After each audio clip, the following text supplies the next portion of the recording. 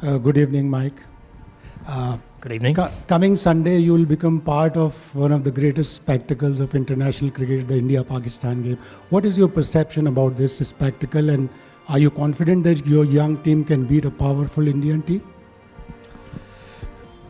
Look, I've certainly watched many games from afar, whether with other teams or commentating. So certainly being on the other side of the fence, I guess, being right and amongst such a highly charged event is going to be exciting. And it's, I guess, from my perspective, just like any time you enter a, whether it be a final of a world event or whatever, it's about keeping everybody focused on the job at hand, and that'll be no different in the weekend. So, we know that India are obviously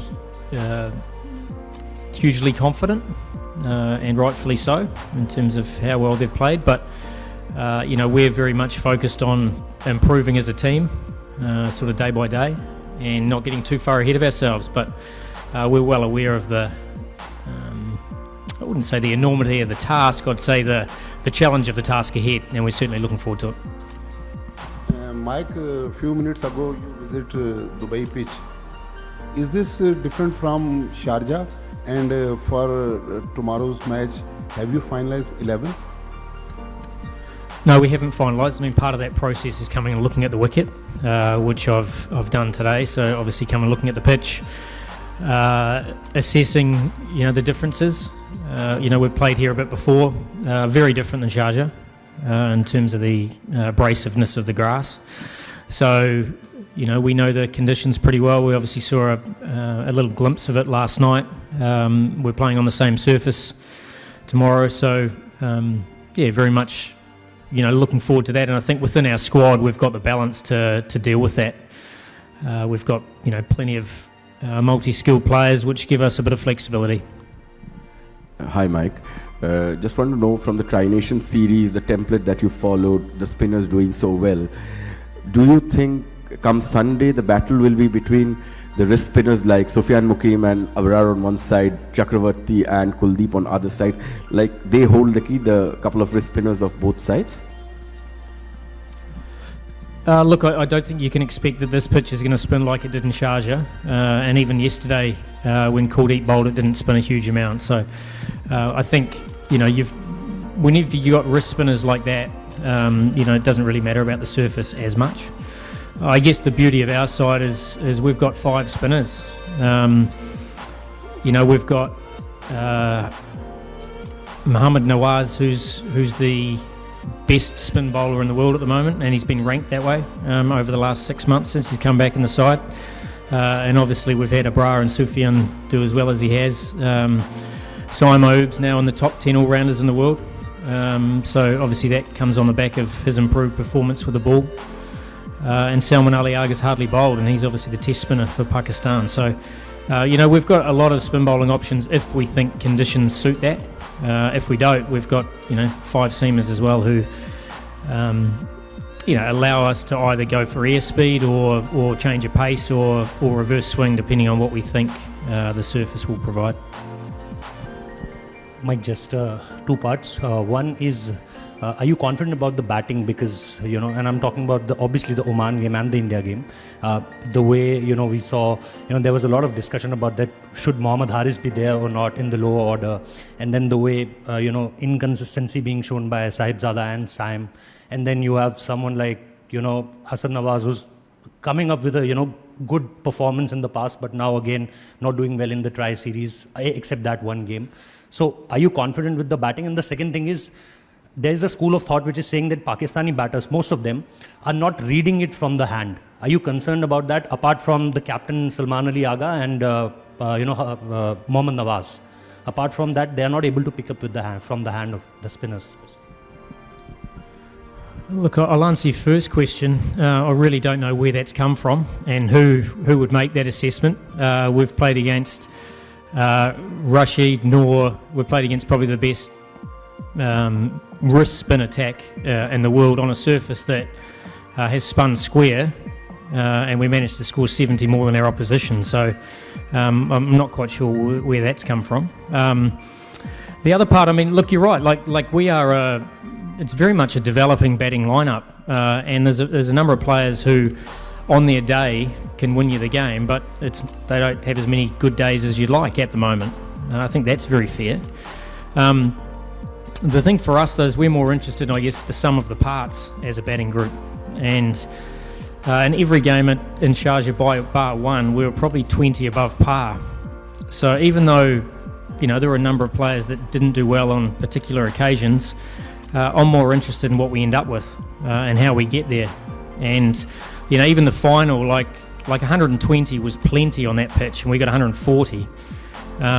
And I guess anyone, cricket people who were watching that game would have been well aware of that as the ball was stopping and spinning. So the fact we scrapped to 140, you're never going to play with fluency on those types of surfaces. We also got 200, we got 180, and we got 150 chasing, which was probably our poorest performance. Outside of that, as a batting unit, we've got the job done. Would we like every one of them to be in form at the same time? Of course we would.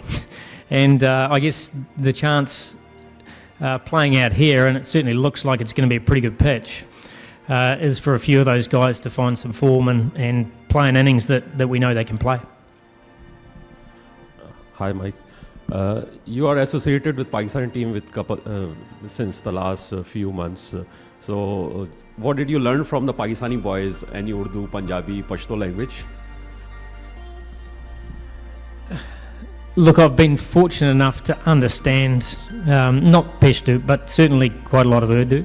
I'm not going to reel off a few statements right now, but I do understand a lot of Urdu. That's probably fortunate for me, having spent a bit of time in this part of the world.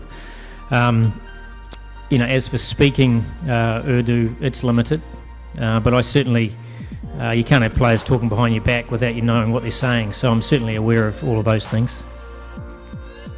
Hi Mike, you publicly spoke about the deficiencies in games of Babar and Rizwan. So, I mean, nowadays coaches don't really talk publicly about the weakness of players. So where did you draw that courage from, and why are you so direct about it? Sorry, I missed the first part of your question. Yeah, I'm saying you were very direct about telling publicly where Babar and Rizwan were not really up to the mark, and you said it in a press conference, about Babar's strike rate and something on similar about Rizwan. So, I mean, is it your school of thought, or what? How do you manage to do that publicly? I think being honest about your assessment of players, I think is pretty important, and I think also coming from a place where you have no agenda is also very important. I think if you're able to come in as someone who can look at things objectively, I think that's important. I certainly haven't talked about anyone's frailties. What I've alluded to is obviously the way the modern game's played, and the strike rate required in the power play is quite different than what it's probably needed in the past, especially in good conditions. And I think that all players ask for as coaches or selectors or whatever, to be honest with them and say, hey, these are the things that we'd love you to work on, and if you do that, then there's always a way back into any team, and I think that's the responsibility you've got.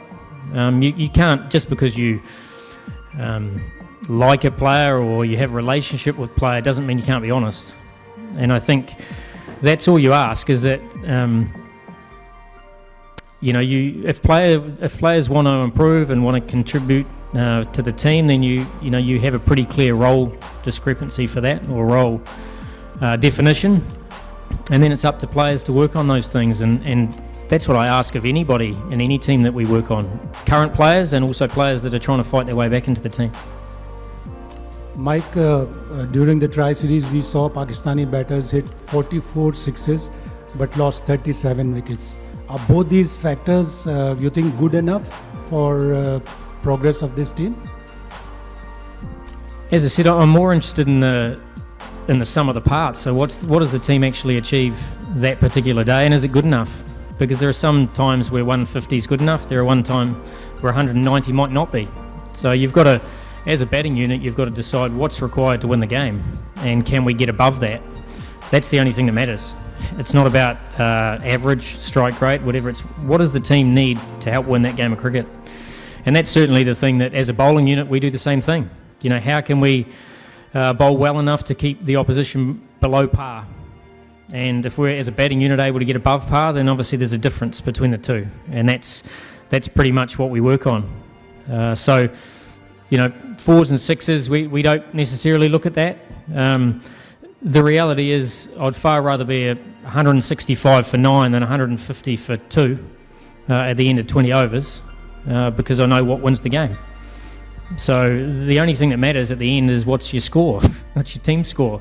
It doesn't matter about anything other than that. It's the only thing that matters.